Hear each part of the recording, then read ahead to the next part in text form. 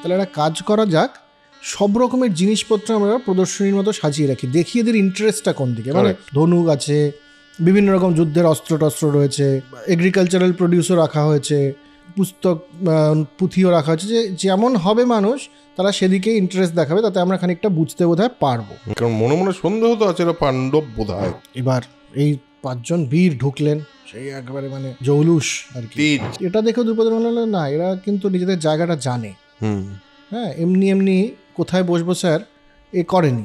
কি বলে, মহারাজ নিশ্চিন্ত হন, আমরা ক্ষত্রিয়, এবং পদ্মিনী যেরকম এক রথ থেকে আরেক রথে যায়, সেরকম ভাবেই আপনার পুত্রী এক রাজকুল থেকে আরেক রাজকুলে যাবে। হ্যাঁ হ্যাঁ হ্যাঁ, সবই যখন ঠিক আছে তাহলে চলুন অর্জুনের সাথে দ্রৌপদীর বিবাহ সম্পন্ন হোক। যুধিষ্ঠির বলল যে কি হয়েছে আসলে কাকু,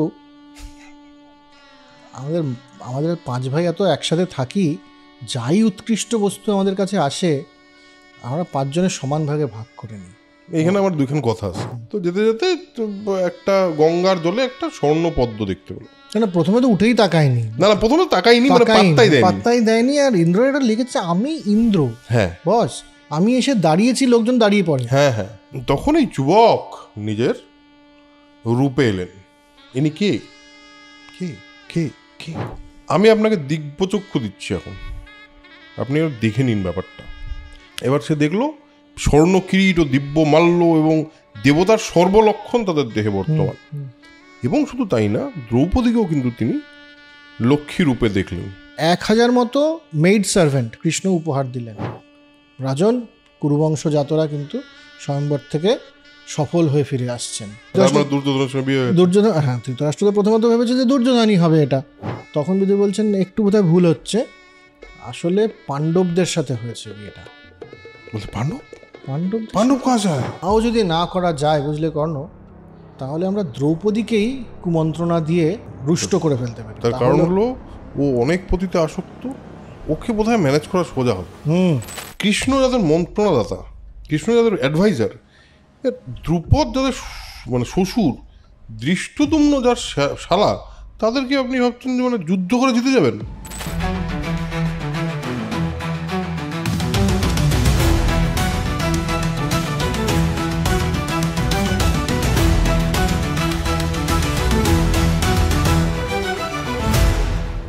hello and welcome to Soul Connection Epic. প্রথম কথা, থ্যাংক ইউ সো মাচ। অনেকেই বলেছেন আপনাদের এপিসোডস খুব ভালো লাগছে। হ্যাঁ, এখনও অবধি প্রচুর মানুষের কাছে আমরা পৌঁছইনি, যাদের কাছে পৌঁছচ্ছি তাদের প্রচণ্ড ভালো লাগছে, জেনে খুব আনন্দ হচ্ছে। কারণ আমরা চেষ্টা করছি মহাভারতকে এমনভাবে ব্যক্ত করার বা এমনভাবে বলার যাতে ব্যাপারটা খুব গল্পের মতো হয়, যার মধ্যে অন্যান্য জিনিসপত্র না থাক। তো আমার সঙ্গে আছে প্রেমাশিস। আমরা আগের দিন শেষ করেছিলাম হলো একটি অদ্ভুত জায়গায়। আচ্ছা, তার আগে যারা নতুন দেখছেন তাদেরকে বলে দিই, সেটা হলো আজকে এটা হলো সম্ভবত 16 নম্বর এপিসোড আমরা করছি, এবং আমাদের রেফারেন্স বই দুটো আছে। একটা আমার হাতে এই মুহূর্তে আছে, সেটা আপনাদের দেখিয়ে দিই। সেটা হলো রাজশেখর বসুর সারানুবাদ, যেটা মহাভারতের, সেটা। এবং তাছাড়া একটা বড় বই আছে যেটা আপনারা সবাই জানেন, সেটা হলো কালীপ্রসন্ন সিংহ প্রণোদিত বেদব্যাসের যে মহাভারত, তার একটা অনুরচনা, মানে একদম বাংলায় ট্রান্সলেট। হ্যাঁ, আমি তারপরেই বলতে যাচ্ছিলাম। তারপর প্রেমাশিসের কাছে একটা রেফারেন্স বই আছে, যেটা হলো দ্য মহাভারতা, এটা হলো বিবেক দেবরয়ের লেখা। এবং তাছাড়াও আমরা চেষ্টা করছি প্রত্যেকটা এপিসোডেই বিভিন্নভাবে মহাভারতের বিভিন্ন ভার্সনস বিভিন্ন জায়গা থেকে গ্যাদার করে তার থেকে কিছু না কিছু আমাদের কি মনে হয়েছে বা কিছু অন্যান্য কি কি বলা হয়েছে সেই সব নিয়েও কথা বলতে। সো এই হলো আমাদের এপিকের বেসিক মহাভারতের সিরিজের কথা। আমরা শেষ করেছিলাম হলো দৃষ্টদ্যুম্ন দেখতে গেল যে এরা মানে দ্রৌপদীর সঙ্গে বিয়ে কার হলো এবং বিয়ে হওয়ার পর তারা কারা, এবং গিয়ে সে শুনতে পারলো যে তারা যুদ্ধনীতি নিয়ে আলোচনা করছে। তার মনে হলো ক্ষত্রিয়, বাবাকে এসে বলল যে বাবা, আমার মনে হচ্ছে কিন্তু লোকগুলো জেনুইন আছে, লোকগুলো কিন্তু ক্ষত্রিয় লেভেলের লোক হবে। আমি এটা দেখেছি ভিক্ষা টিক্ষা করতে বেরোচ্ছে, কিন্তু লোকগুলো আমার ধারণা ক্ষত্রিয় হবে। এবং শোনা গেছে পাণ্ডবরা কিন্তু বেঁচে আছে, এটাও লাস্টে বলেছে। দ্রুপদের মনে এটা তারা নয়তো এরকম করে জিজ্ঞেস করেছে। এটা একটা ক্লিফ হ্যাঙ্গারে ছেড়েছে। দ্রুপদের কোথাও একটা মনে আশা জেগেছে। তারপর সে পুরোহিতকে পাঠিয়েছে, তার দূতকে পাঠিয়েছে। দূত গিয়ে বলেছে, আচ্ছা দ্রৌপদবাবু বলেছেন যে, মানে রাজা দ্রৌপদ, বাবু নিশ্চয়ই বলবেন না, রাজা দ্রৌপদ বলেছেন যে আপনারা প্লিজ চলুন, আপনারা আসুন। উনি বলেছেন যে লক্ষ্যভেদ করেছে তার সঙ্গে বিয়ে হয়ে যাবে। তো এবার যুধিষ্ঠির চলে গেছে, বোধহয় এই অবধি আমরা বলেছিলাম। হ্যাঁ, এরপরে তো বৈবাহিক পর্ব শুরু হচ্ছে। বৈবাহিক পর্ব শুরু হচ্ছে। বৈবাহিক পর্ব কে শুরু করবে? তুই করবি? তুমি করো। আমি করি তো। তো যুধিষ্ঠির বলছে যে এসবের তো কথা ছিল না, কথা ছিল হচ্ছে যে স্বয়ম্বর সভায় যে ধনুক উঠিয়ে লক্ষ্যভেদ করতে পারবে তার সাথে বিয়ে হবে। অর্জুন করেছে, হয়ে গেছে। তার মাঝখানে এসব কাস্টের, আমরা কাস্ট নিয়ে আমাদের কোনো নেই, মাথা ব্যথা নেই। হ্যাঁ, অসবর্ণ চলিবে। তো বলছে আচ্ছা সে ঠিক আছে, সে না হয় হলো, কাল আসুন তাহলে আপনারা, বিবাহ ব্যবস্থা করা হোক। তো বরযাত্রীকে নিমন্ত্রণ করে যেরকম হয় আর কি, তেমনি তাদেরকে নিমন্ত্রণ করা হয়েছে যে আপনারা আসুন। যুধিষ্ঠির বলছে হ্যাঁ যাও। তো যুধিষ্ঠির সেই দিনে যুধিষ্ঠির, কুন্তী, দ্রৌপদী আলাদা রথে উঠলেন, এরা সবাই আলাদা রথে উঠলেন, উঠে ওখানে যাওয়ার জন্য প্রস্তুত। এদিকে দ্রুপদ মহা আয়োজন, একমাত্র মেয়ের বিয়ে, সেও দ্রৌপদীর বিয়ে হচ্ছে মানে বিরাট আয়োজন করেছে। সমস্ত লোকজন তো আছেই, স্বয়ম্বরের যারা ছিল তারাও আছে। এদিকে বলছে যে এদের ঠিক বোঝা যাচ্ছে না এরা কারা, তাহলে একটা কাজ করা যাক, সব রকমের জিনিসপত্র আমরা প্রদর্শনীর মতো সাজিয়ে রাখি, দেখি এদের ইন্টারেস্টটা কোন দিকে। মানে ধনুক আছে, বিভিন্ন রকম যুদ্ধের অস্ত্র টস্ত্র রয়েছে, আবার এগ্রিকালচারাল প্রডিউসও রাখা হয়েছে, কৃষিকার্যের জিনিসপত্র রেখে দিয়েছে, পুস্তক পুঁথিও রাখা হচ্ছে, যে যেমন হবে মানুষ তারা সেদিকে ইন্টারেস্ট দেখাবে, তাতে আমরা খানিকটা বুঝতে বোধহয় পারবো। কারণ মনে মনে সন্দেহ তো আছে, এরা পাণ্ডব বোধহয় পাণ্ডব, হ্যাঁ, আর বলে উনি দুধকে। তো তারা পৌঁছলেন ওখানে, দ্রৌপদীকে বরণ করে নিল অন্তঃপুরের মহিলারা, হ্যাঁ, সাজিয়ে গুছিয়ে সমস্ত তৈরি হচ্ছে। এবার এই 5 জন বীর ঢুকলেন, সেই একবারে মানে সেই জৌলুস আর কি, তেজ, হ্যাঁ, তেজে এলেন। এসে 5টা সিট, মানে দেখা গেল যে 5টা সবচেয়ে দামি অর্থাৎ সবচেয়ে উচ্চাসন, সেখানে গিয়ে অটোমেটিক্যালি এরা বসে পড়লেন, অ্যাজ ইফ ওটা তো আমাদেরই হওয়ার কথা ছিল। এটা দেখেও দ্রৌপদী মনে হলো না, এরা কিন্তু নিজেদের জায়গাটা জানে, হ্যাঁ, এমনি কোথায় বসবো স্যার এ করেনি, এদের নিজেদের জায়গা জানা আছে। তাহলে এরা মানে বারবার মনে হচ্ছে যে আচ্ছা এরা কি পাণ্ডব, কিন্তু এরা ব্রাহ্মণ বেশে রয়েছে, বলছেও না, ব্যাপারটা কি। তো যাই হোক, এসব হওয়াটার পর তখন দ্রুপদ আলাদা করে যুধিষ্ঠির যেহেতু জ্যেষ্ঠ ভ্রাতা, বললেন যে আচ্ছা সেসব ঠিকই আছে, আচ্ছা এরা সমস্ত অস্ত্রশস্ত্র দেখছেন, কথাবার্তা চলছে সেসব নিয়ে। যুধিষ্ঠিরকে বললেন যে বাবু দেখো যে সব ঠিক আছে, ভালো, আমাদেরও খুব দ্রৌপদীর বিয়ে হবে, তোমাদের দেখেও খুবই ভালো মনে হচ্ছে, তবে কি যে বিয়ের তো একটা নিয়ম আছে, যে ব্রাহ্মণদের বিয়ের একরকম নিয়ম, ক্ষত্রিয়দের বিয়ের আরেক রকম নিয়ম, বৈশ্যদের বিয়ের আরেক রকম নিয়ম।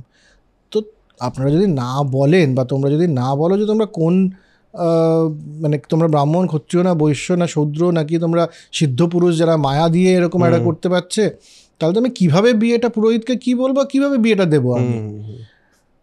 তো সেটা একটু তো বলতে হবে, না হলে পরে তো মুশকিল। তো যুধিষ্ঠির বললেন যে দেখুন আপনাকে গোপনে বলছি, এতদিন আমরা কাউকে বলিনি, কিন্তু আমরা হচ্ছে পাণ্ডুর পুত্র, কুন্তী এবং পাণ্ডুর পুত্র, উনি কুন্তী, আমরা হচ্ছে কুরুবংশজাত পাণ্ডব, আমি যুধিষ্ঠির, এই আমার ভাই ভীম, অর্জুন, নকুল, সহদেব। এখানে একটা জিনিস যুধিষ্ঠির বলেছিল যেটা এখানে লেখা আছে এবং যেটা ওই বইটাতেও লেখা আছে, সেটা খুব ইন্টারেস্টিং। বলেছে যে যুধিষ্ঠির গিয়ে বলে মহারাজ নিশ্চিন্ত হন, আমরা ক্ষত্রিয়, এবং পদ্মিনী যেরকম এক রথ থেকে আরেক রথে যায়, সেরকমভাবেই আপনার পুত্রী এক রাজকুল থেকে আরেক রাজকুলে যাবে। হ্যাঁ হ্যাঁ হ্যাঁ হ্যাঁ,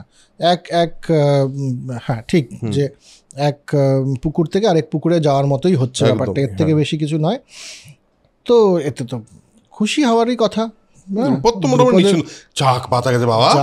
এটাই ভাবছিলাম, নিশ্চিন্ত হয়ে গেছে, বাইরে গিয়ে হাই ফাইভ করেছে ওর ইয়ের সঙ্গে, দৃষ্টদ্যুম্নকে বলছে হয়ে গেছে, কিন্তু যেটা আমরা ভাবছিলি, যেটা তুই সন্দেহ করেছিস, ঠিক আছে, এবার আমার কোনো নিশ্চিন্ত আমরা।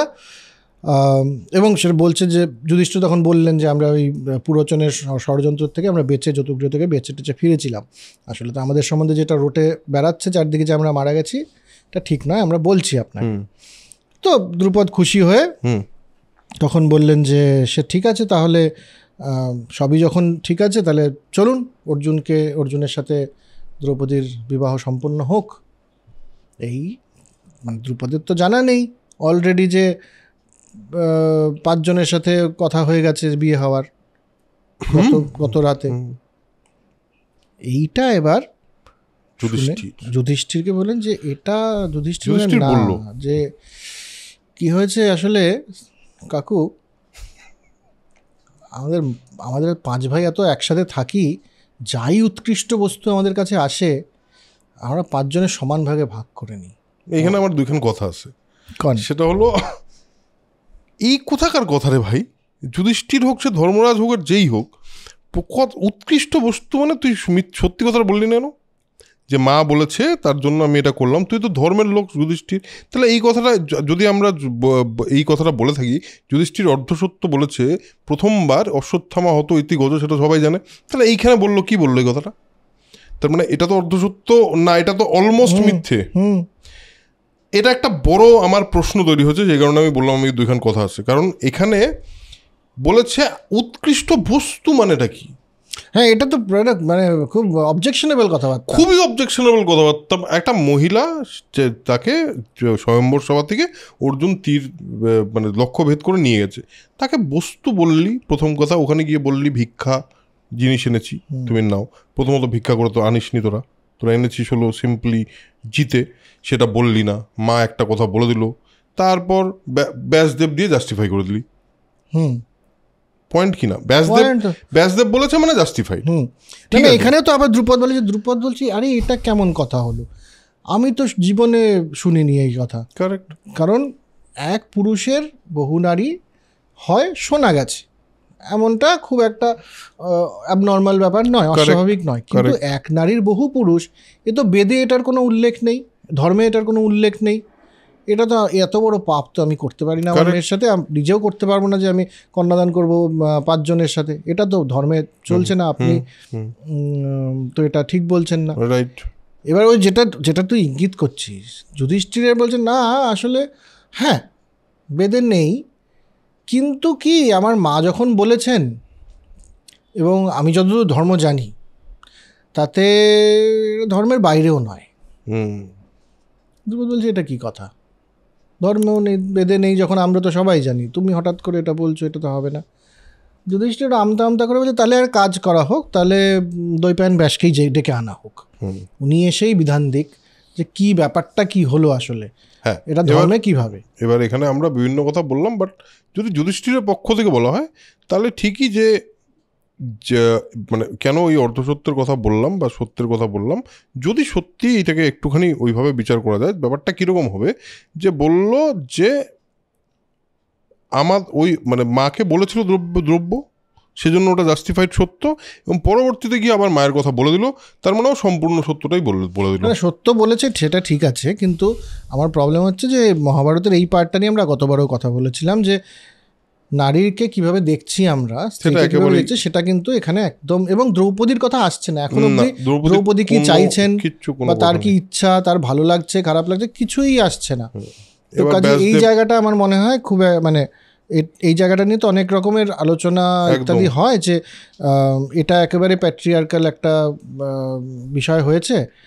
আমার কিন্তু সেটা আমার অন্তত তাই মনে হচ্ছে, যতগুলো মহাভারত দেখলাম তাতে এর থেকে বেশি ব্যাখ্যা কিছু আর নেই। না, আমিও অনেক খুঁজে দেখলাম যে কোনো অন্য ব্যাখ্যা আছে কিনা, বা অনেক ভেবে দেখলাম, অনেক মানে অন্যান্য লোকজনকেও জিজ্ঞেস করে দেখলাম, কেউ এর আলাদা কোনো ব্যাখ্যা দিতে পারেনি। না, এটা গল্পটা আছে, সেই গল্পটা তুই বল যে ব্যাসদেব এসে এবার ব্যাসদেব এলেন, এবার সবাই মিলে একটা বিতর্ক শুরু করেছে, না এটা কি করে হতে পারে, আর উনি বলছেন 5 জনের বিয়ে হবে, মানে একটা বিয়ে বাড়িতে যে ঝামেলাটা হয় না, ঝামেলা শুরু হয়ে গেছে।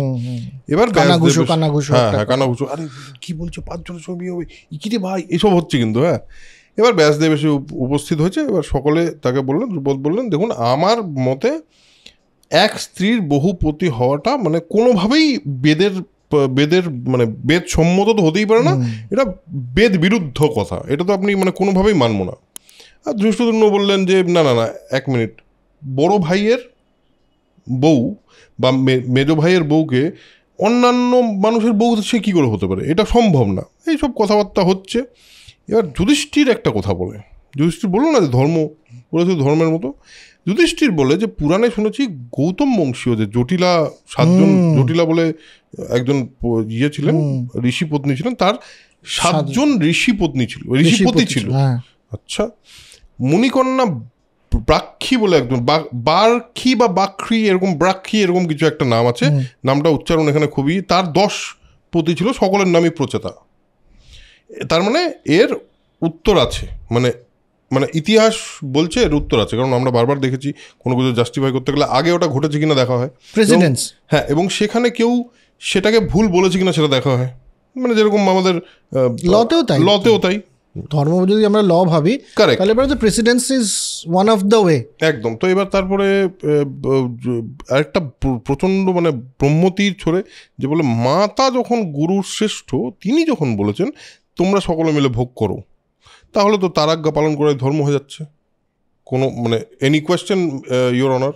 তো এবার এইসব হচ্ছে, কুন্তী বললেন যুধিষ্ঠিরের কথা সত্যি, আমি হ্যাঁ সত্যি এটা বলে ফেলেছি, আমার নিজের একটুখানি মানে এই নিয়ে একটা অসুবিধা আছে, এই মিথ্যা থেকে আমি কী করে মুক্তি পাবো জানি না। ব্যাসদেব বললেন তুমি কিন্তু চিন্তা করো না, ঠিক আছে।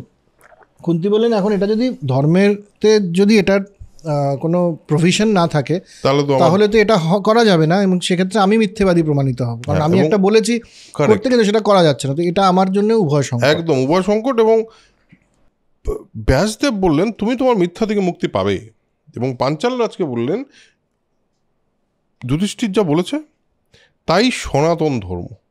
এখানে এই পার্টিকুলার বইটাতে সনাতন ধর্ম শব্দটা উল্লেখ আছে, ওই বইটাতে নেই, এখানেও বোধহয় নেই, না এখানে আছে সনাতন ধর্ম। সনাতন ধর্ম বলতে কিন্তু আমরা এখন যেভাবে সনাতন ধর্মটাকে বিচার করা হয় তা নয়, এখানে তা বলছে না, এখানে বলছে মানে সনাতন বা আদি ধর্ম, যে ধর্ম বারবার বারবার পরিবর্তিত হতে হতে হতে গেছে, যে ধর্ম অনেক বেশি অ্যাডাপটিভ একটা ধর্ম, যে ধর্ম বিভিন্ন রকমভাবে নিয়ম পরিবর্তন করতে করতে গেছে।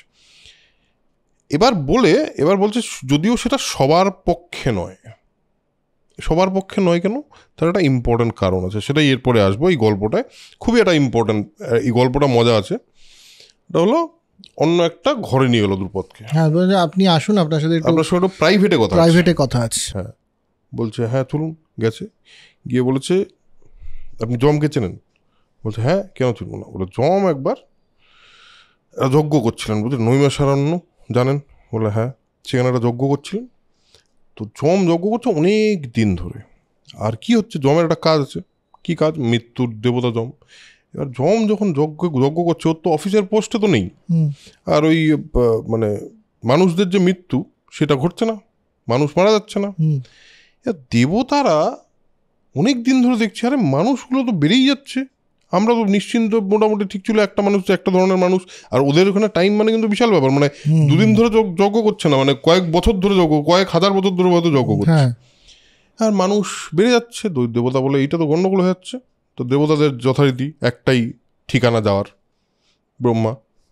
ব্রহ্মার কাছে গিয়ে বললো যে স্যার দেখুন স্যার, মানে আপনি তো প্রজাপিতা, তো এই ব্যাপারটা কি হবে, এত মানুষ বেড়ে যাচ্ছে, আমাদের তো অসুবিধা হয়ে যাচ্ছে, এটা তো ঠিক হচ্ছে না, সংসারের জন্য ঠিক না, ইকুইলিব্রিয়ামের জন্য ঠিক না, হ্যাঁ মানে একটা ব্যালেন্সের জন্য অফ ব্যালেন্স হয়ে যাচ্ছে ব্যাপারটা।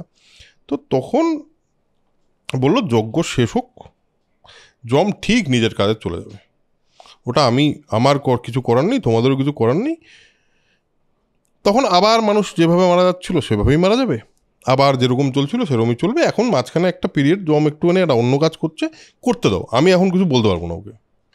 তো এরা বলে কিন্তু একটা ইন্টারেস্টিং দেখ অরুণাভ, এমন একটা সময় লেখা হচ্ছে, কিন্তু পপুলেশন বেড়ে যাওয়ার একটা প্রবলেম, হ্যাঁ, এবং তখন একটা ডিভাইন ইন্টারভেনশন হয়ে পপুলেশন কমানো উচিত, এটা তো একটা ম্যালথিসিয়ান থিওরি।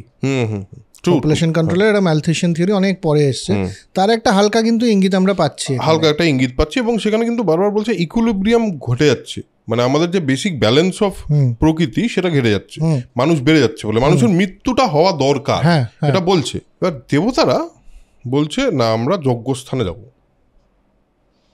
আমরা ব্যাপারটা শুধুমাত্র স্যারের উপর ছেড়ে দেবো না, আমরা গিয়ে দেখি যদি ব্যাপারটা কিছু একটা ইন্টারভিউ করে জমকে বলতে পারি স্যার আপনি দেখুন প্লিজ, এটা একটু চাপ হয়ে যাচ্ছে।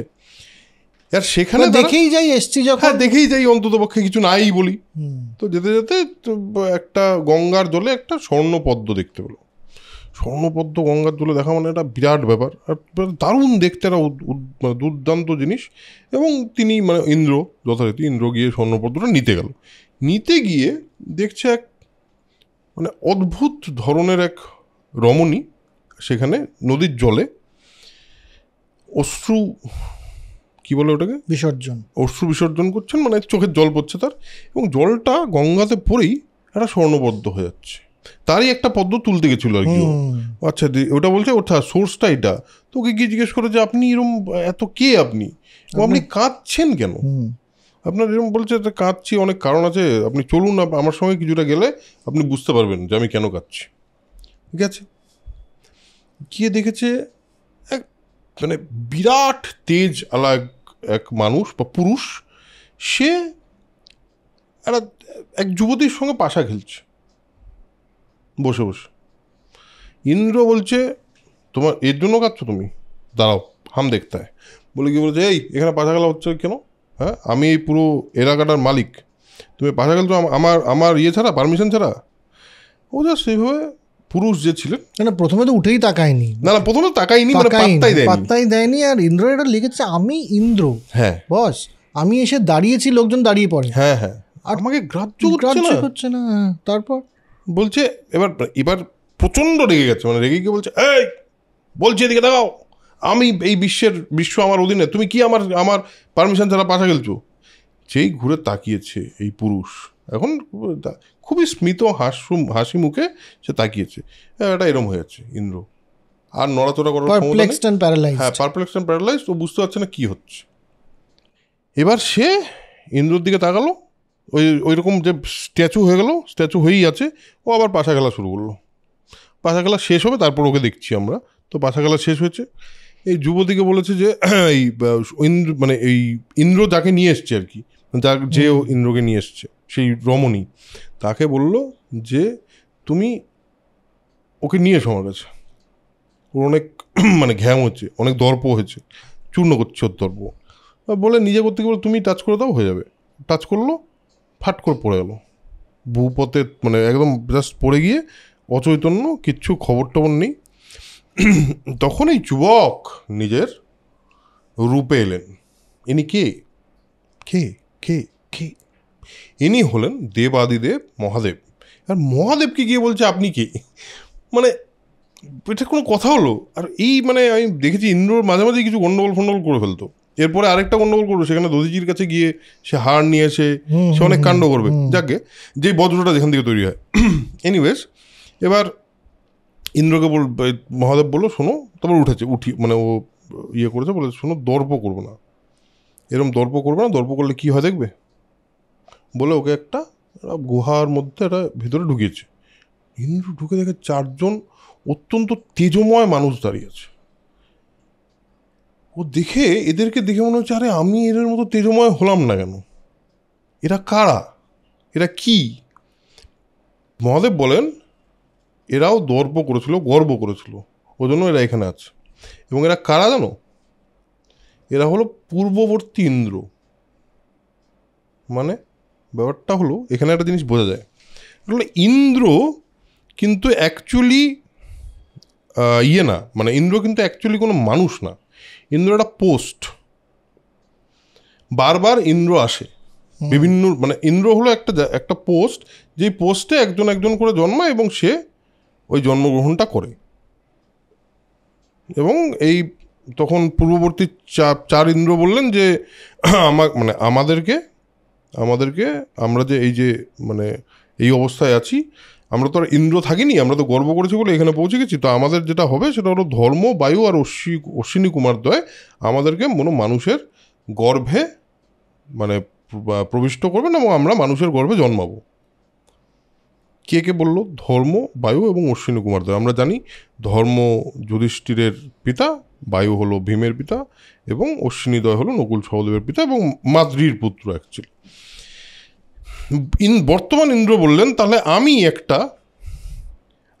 আমিও তো এর মধ্যেই পড়লাম, মানে এর চারজনের সঙ্গে পাঁচজন হলাম, তাহলে আমি একটা কাজ করি, তাহলে আমি আমার বীর্যে একজন পুত্রকে স্থাপিত করি, যে পঞ্চম ইন্দ্র হবে আর কি। তো মহাদেব বললেন ঠিক আছে, তাহলে তাই হবে। কারণ এখানে মানে এখান থেকে একটুখানি এটা যে রাজা, সে যত বড়ই রাজা হোক, সে যদি দর্প করে তাহলে কিন্তু একটা ডিভাইন ইন্টারভেনশন হোক, মানে আমরা ডিভাইন ইন্টারভেনশনই বলতে পারি, যে তার দর্প করা সাজে না।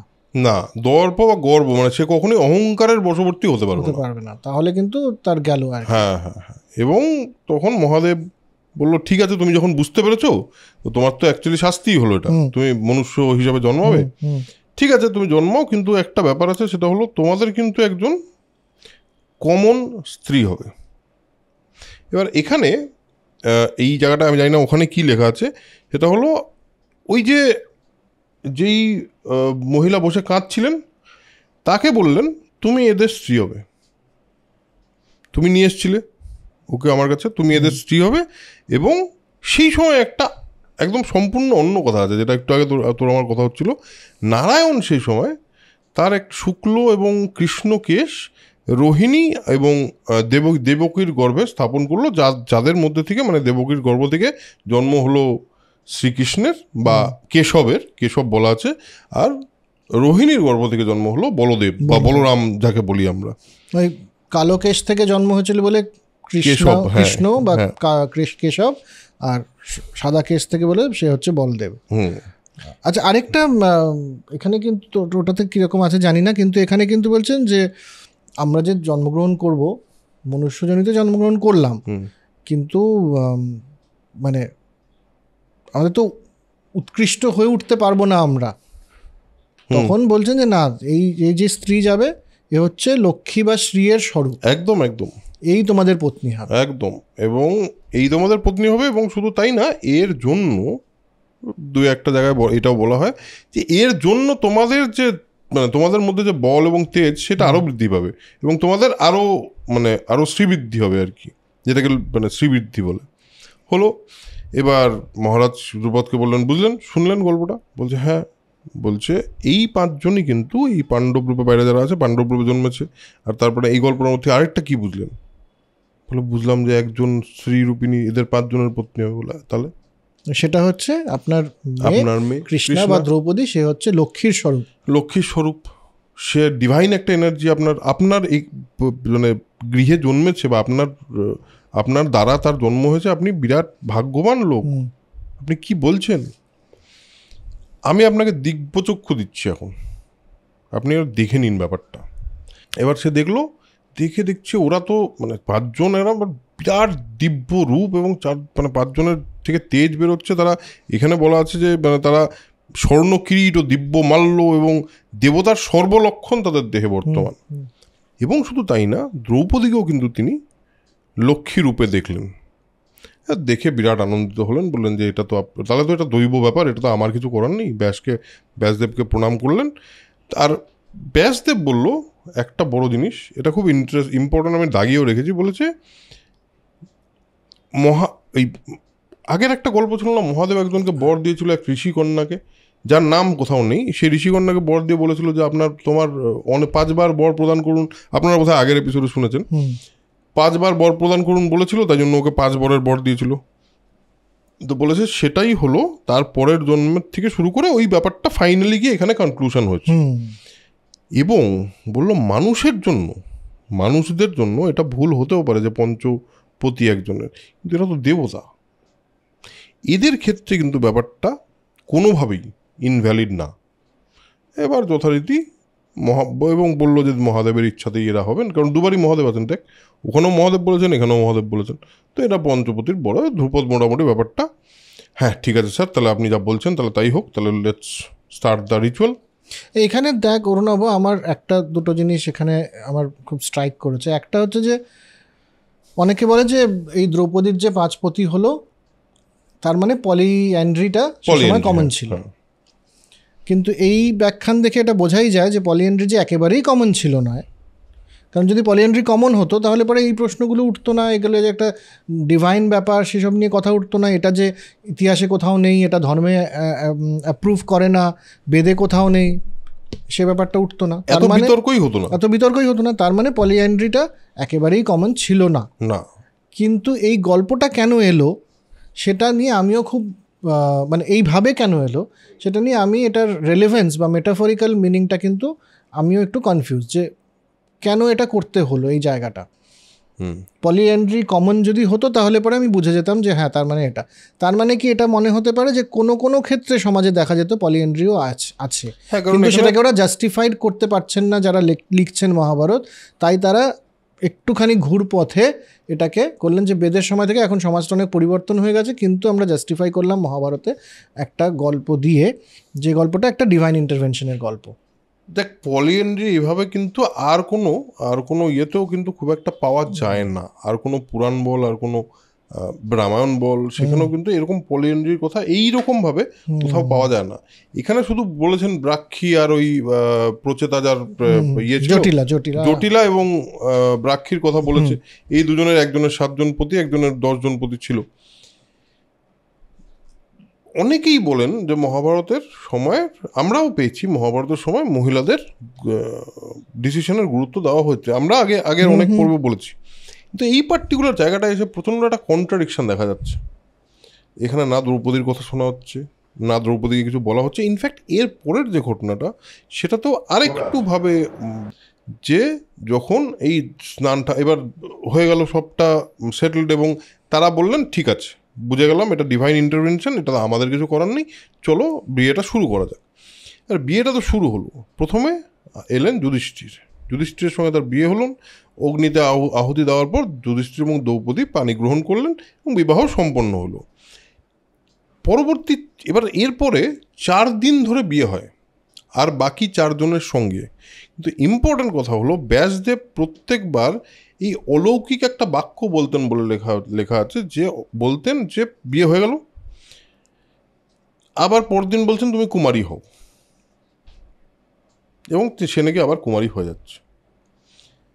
এটাও একটা ট্যাবুর জায়গা, তাই তো? হ্যাঁ, সেই কুমারী যদি ধরো ধর্মপত্নী হিসাবে তোমার যা যা কর্ম সেই কর্মটা চলে গেল, দ্যাট ইজ ফাইন, কিন্তু এখানে তো কোথাও সেই কি বলবো সেই কথাটা লেখা নেই। এখানে লেখা আছে শুধু কুমারী হও, আর কুমারীর ক্ষেত্রে আমরা জানি সেটা সর্বদাই ওইভাবেই বিচার করা হয়। এক্ষেত্রে হতেই পারে যে তুমি যেহেতু বিবাহ করে ফেলেছো একবার, আরেকবার কুমারী হও, হোয়াট এভার, বাট এখানেও একটা ট্যাবুর উল্লেখ পাওয়া যাচ্ছে। আরেকটা অদ্ভুত জিনিস আছে, এখানে লেখা আছে জ্যেষ্ঠ যুধিষ্ঠির পাঞ্চালীর পতি ও ভাসুর হলেন, কনিষ্ঠ সহদেব পতি ও দেবর হলেন, মধ্যবর্তী 3 ভাতা প্রত্যেকে পতি ভাসুর দেবর 3টেই হলেন। এটা উইয়ার্ড না ব্যাপারটা? উইয়ার্ড তো বটেই। তার মধ্যে কি দেখ, এটা কিন্তু বিয়ের কথা হচ্ছে, এমনি পলিএন্ড্রি মানে এমনি যে নারীরা স্বাধীন ছিল সেটা আমরা আগেও একটা গল্পে বলেছিলাম, যে শুধুমাত্র সন্তান উৎপাদনের জন্যে স্বামীর সাথে লয়াল থাকতে হবে, তাছাড়া নারী কি করবে, অন্য কারোর সাথে মিলিত হবে, অন্য কাউকে ভালোবাসবে কিনা সেই নিয়ে স্বামীর কিছু বলার থাকতে পারে না। এটা কিন্তু আগে আমরা গল্পে দেখেছি।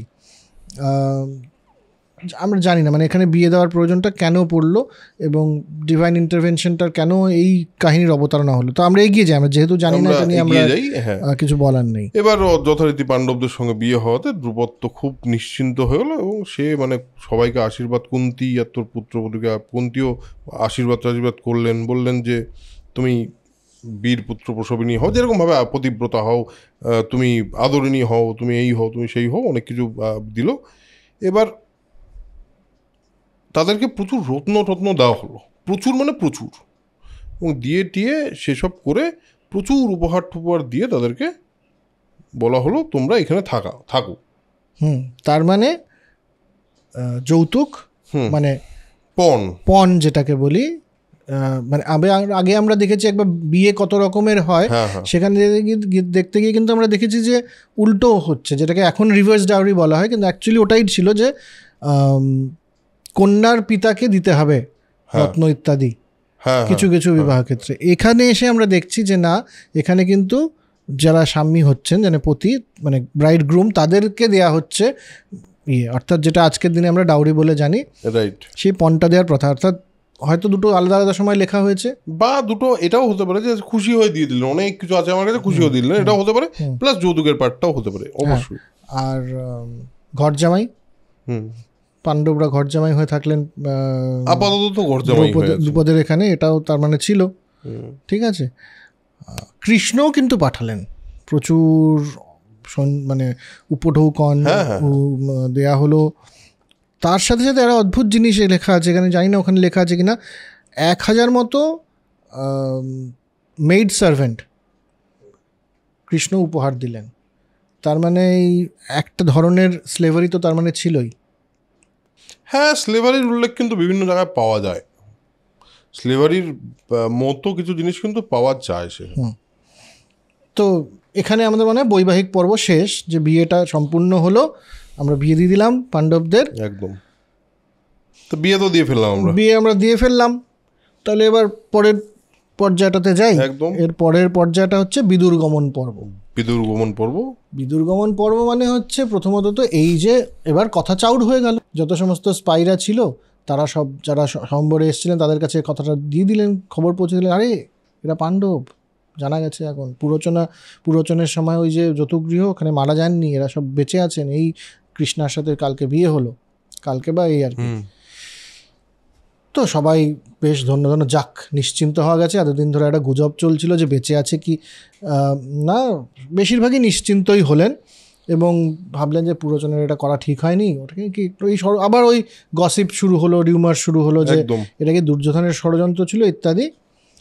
তো দুর্যোধন, শকুনি, অশ্বত্থামা, কর্ণ এরা তো সবাই গেছিলেন স্বয়ম্বরে, এদের কাছেও কানে পৌঁছলো কথাটা।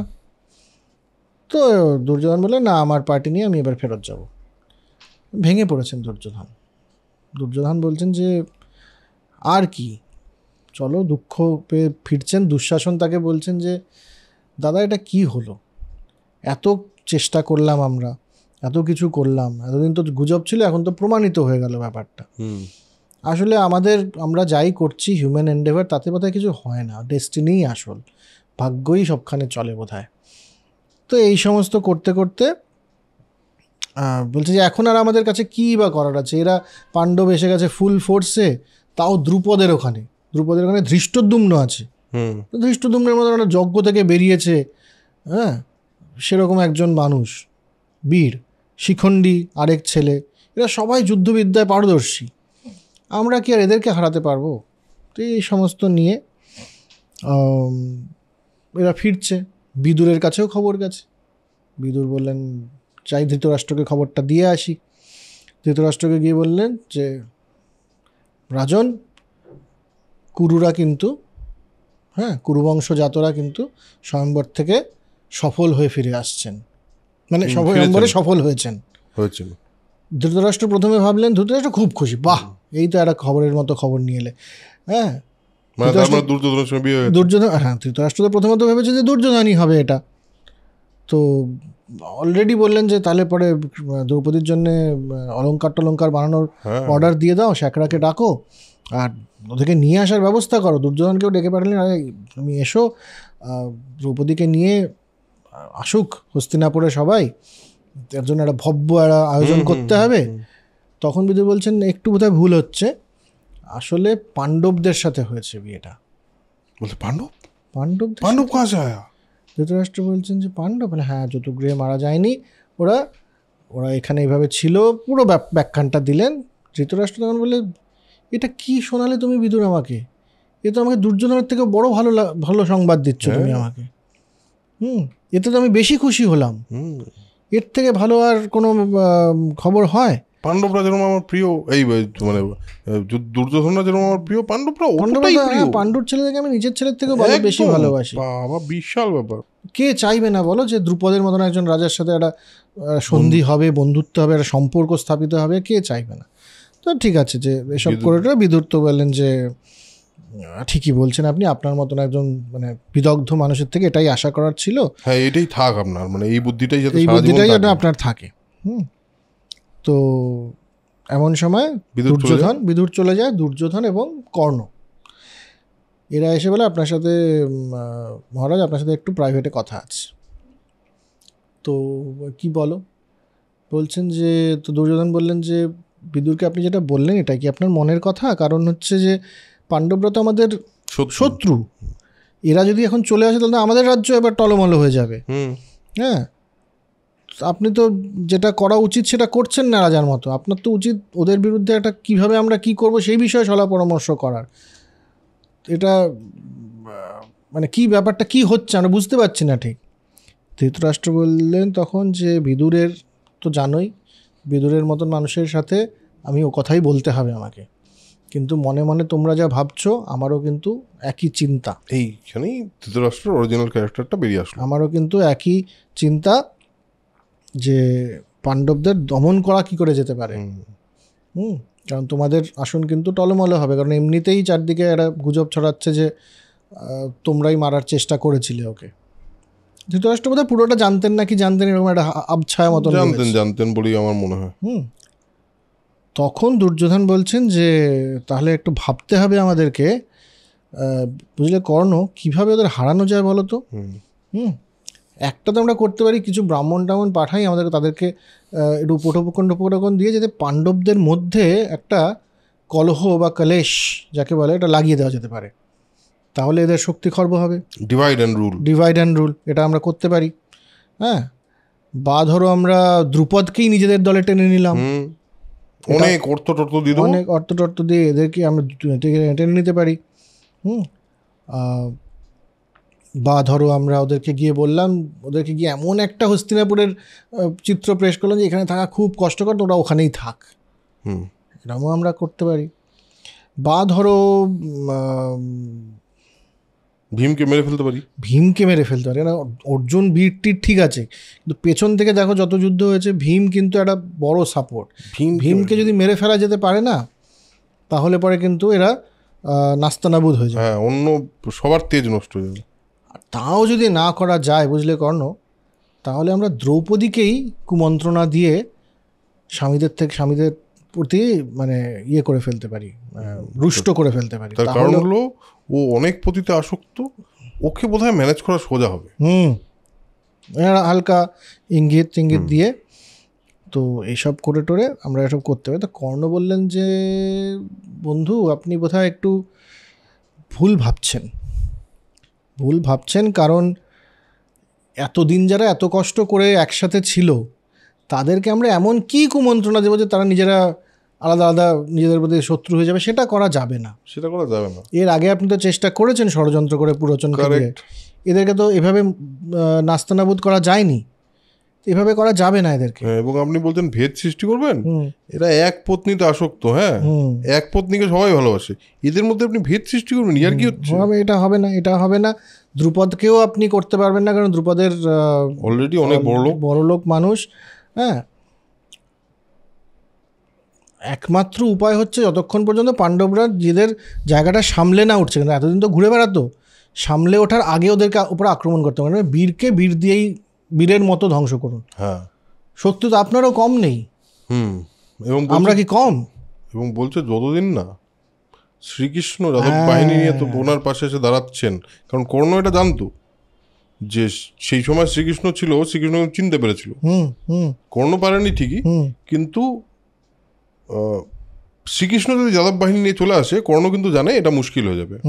বলছে যে না, আমাদেরকে বীরভোগ্য বসুন্ধরা, যেভাবে ভরত আপনার পূর্বপুরুষ যেভাবে নিজের বলে বীরত্ব দেখিয়ে যেভাবে জিতে নিয়েছেন, এভাবেই পাণ্ডবদেরকে হারাতে হবে। এবং কৃষ্ণ যতক্ষণ পর্যন্ত এটা আঁচ না পারছে তার আগেই ব্যাপারটা করে ফেলতে হবে, কারণ কৃষ্ণের সৈন্য চলে এলে এবং কৃষ্ণ সারথি হয়ে গেলে পরে কিন্তু আর আমরা পেরে উঠবো না।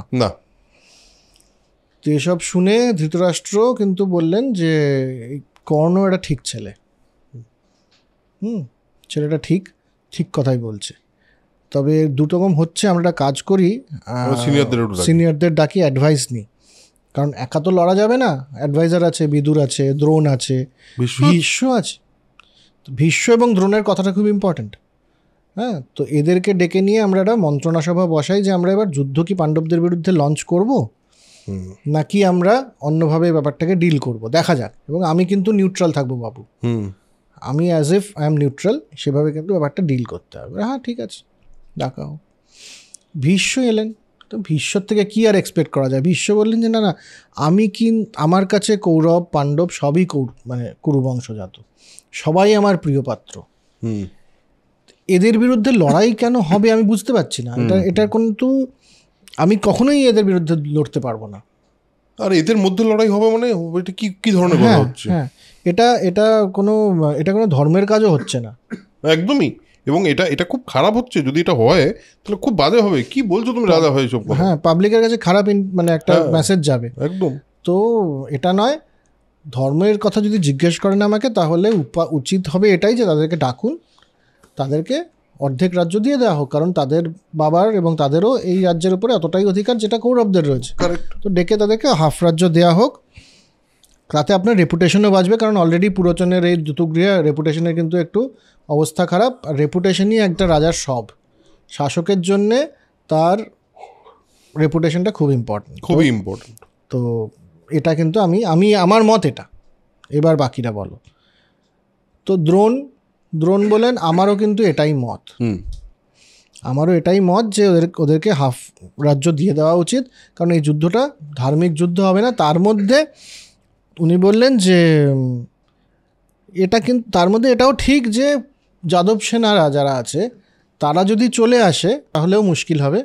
আমি বলবো যে দুঃশাসনকে এবং বিকর্ণকে পাঠানো হোক, ওদেরকে আপ্যায়ন করে নিয়ে আসুন, তাহলেই এটাইভাবেই করা হবে। কর্ণ ক্ষেপে গেছে, কর্ণ ক্ষেপে গিয়ে বলছে দুর্যোধনকে যে এরা কারা, এই রাজত্বের থেকে তোমার ধন সম্পত্তির ভাগ নিয়ে এরা সমস্ত সুন্দর করে উচ্চাসনে বসে আছে, আর তোমার স্বার্থের কথাই ভাববে না। সেখানে তাকে এক গল্পও বলে, আবার সেটা কি তুই বলবি? ওই আচ্ছা, সেখানে গল্প বলে যে এই মগধ রাজ্যের রাজগৃহ, যেটাকে রাজগীর বলে এখন আর কি, রাজগীরের এক রাজা ছিলেন অম্বুবিচা। তো অম্বুবিচা রাজ্যে তারও একেবারে না কোনো শক্তি ছিল না, কোনোই শক্তি ছিল না, কোনো ডিসিশনই তিনি নিজে নিতে পারেন না। তো তার মন্ত্রীই সব সময় সিদ্ধান্ত নিত, এবং মন্ত্রীরা তার যেটা ভালো হবে সেটা কিন্তু সিদ্ধান্ত সে নিত না একদমই। এটা একটু ঠেস দিয়ে ইঙ্গিতপূর্ণভাবে দ্রোণ আর ভীষ্মের দিকে একটু দেয়া হলো। তো দ্রোণ বললেন যে বুঝতে পারছি যে আমাদের দিকে এরকমভাবে ইঙ্গিত করা হচ্ছে, কিন্তু আমি কিন্তু বলবো যে এটা ঠিক করছো না কর্ণ তুমি। হ্যাঁ, তুমি খুব ঠিক লোক বলে মনে হচ্ছে না, আমার মনে হচ্ছে না, এবং যেটা আমি বলছি সেটাই করা ঠিক হবে। এটা তুমি শুনে নাও। রাজাকেও বললো, রাজা এই কর্ণর কথা শুনবেন না, এর লোকটা ভালো না, আমি যা বলছি সেটা করুন। লাস্ট হচ্ছে বিদুরও বললেন যে আমার কিন্তু মনে হচ্ছে যে এটাই ঠিক, মানে এই বিশ্ব যেটা বলছেন এবং দ্রোণ যেটা বলছেন এটা ঠিক। বিদুর তো অবভিয়াসলি আগে থেকেই পুরো ব্যাপারটার সাথে জড়িত, তো সে তো বলবেই। সে বলছে আমারও মনে হচ্ছে ভীষ্ম আর দ্রোণই ঠিক, ওদেরকে বরং আমরা ডেকে নিয়ে এসে আপনি সম্মানপূর্বক ওদেরকে অর্ধেক রাজ্য দিয়ে দিন। এবং এখানে একটা কথা বলেন যে এখন বল প্রয়োগে পাণ্ডবদের জয় করা কিন্তু অসম্ভব, কারণ হলো বলরাম আর সাত্যকী মানে সাত্যকী একজন মানে যদুবংশেরই একজন বীর, যার কথা আমরা পরবর্তীতে শুনবো, কোনো সময় সাত্যকী আসবেন, যুদ্ধের সময়ও সাত্যকী আসবেন।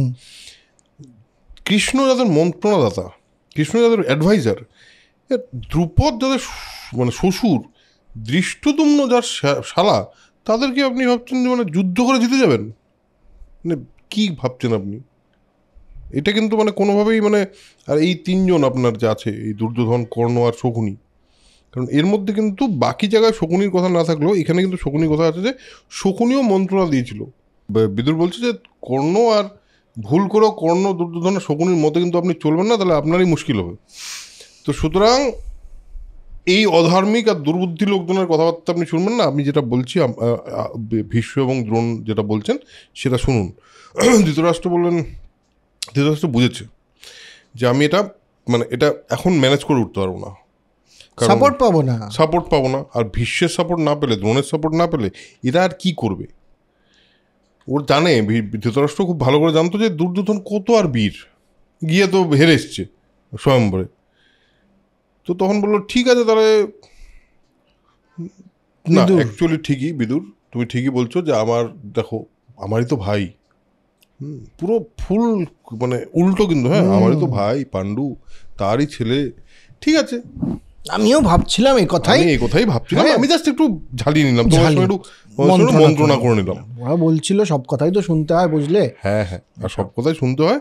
এখন যেটা তুমি বলছো, শোনো, সবাই যা বলছে সেটাই হোক, তুমি যাও গিয়ে মানে এরা মানে বিরাট সমাদরে এদেরকে, দ্রৌপদীকে, কুন্তিকে আর পঞ্চপাণ্ডবকে নিয়ে চলে এসো। আর বিদুর তো যথারীতি, মানে এরা তো যথেষ্ট সমৃদ্ধশালী রাজ্য, ধন রত্ন ইত্যাদি ইত্যাদি, মানে একটা বিরাট জিনিসপত্র নিয়ে গিয়ে দ্রৌপদের কাছে গিয়ে বললেন যে শুনুন, ধৃতরাষ্ট্র কিন্তু অত্যন্ত আনন্দিত যে এই সম্বন্ধটা হয়েছে আপনার সঙ্গে, কারণ কুরুবংশই তো আলটিমেটলি, কুরুবংশের সঙ্গে আপনাদের যে আত্মীয়তা স্থাপন হয়েছে তার জন্য ধৃতরাষ্ট্র প্রচণ্ড আনন্দিত।